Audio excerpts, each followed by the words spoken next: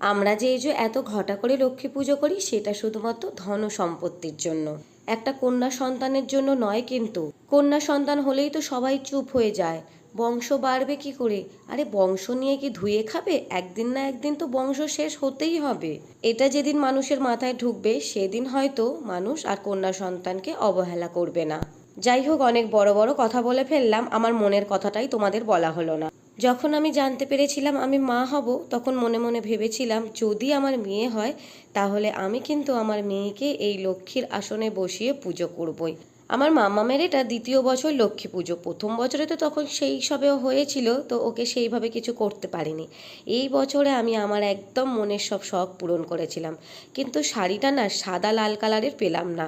একদম লাস্ট মুহূর্তে এসে তো এই হলদে শাড়িটাই পেয়েছিলাম, আর তাই দিয়েই আমার মাম্মামকে দেখো আমি লক্ষ্মীর মতো সাজিয়েছিলাম। কিন্তু আমার লক্ষ্মী তো জানোই তোমরা, প্রচণ্ড চঞ্চলা। অনেক কষ্টে সাজাতে তো পেরেছি, তারপরে তো আমি আর মাম্মামকে মানে বসাতেই পারছিলাম না। এই যে খাবারগুলো দেখে তারপরে বসেছিল, তারপর আমার লক্ষ্মীকে আমি মন ভরে পুজো করলাম, করে এই যে ওকেই সব প্রসাদ ধরে দিলাম।